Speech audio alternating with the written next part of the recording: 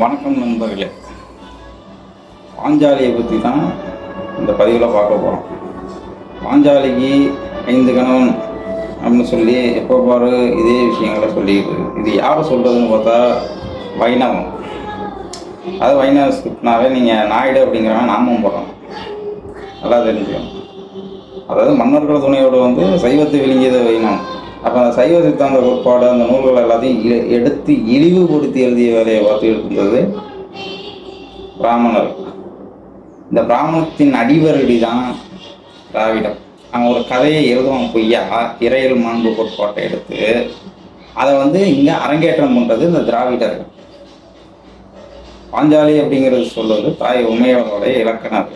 அது சைவ தலைவன் மலை அப்படிங்கிறது. அப்போ இயற்கை சார்ந்த அந்த தலைவன் தலைவனோட கோட்பாட்டை இழிவுபடுத்தி எழுதிய கூட்டம் எதுன்னு கேட்டால் கொச்சை தமிழ். அதாவது தமிழை கொச்சை கொடுத்தவர். ரொம்ப நாளைக்கு தேடிக்கிட்டு இருந்த ஒரு விஷயங்கள் என்னன்னா, ஓரக்கர் சந்திரரேகையில் குறிப்பிட்டிருக்கிறார். தென்பால் சூழமைய அந்தனார்குடியில் வைணவ தத்தன் சித்திரையில் பிரமாதியாண்டு புன்னை முகத்தின் கீழ் கலிசினி. இந்த இடம் எங்கே இருக்குது அப்படின்னு பார்த்தீங்கன்னா, இன்றைக்கி ஏன் சென்னையை கூவம்னு சொல்கிறாங்க அப்படின்னா, இன்றைக்கும் அந்த சென்னையை ஏன் தெலுங்கு ஆதிக்கம் பண்ணணும்னு நினைக்கிறான் அப்படின்னா, கம்பளத்தான்னு சொன்னோடனே நாயுடு நிற்பான்.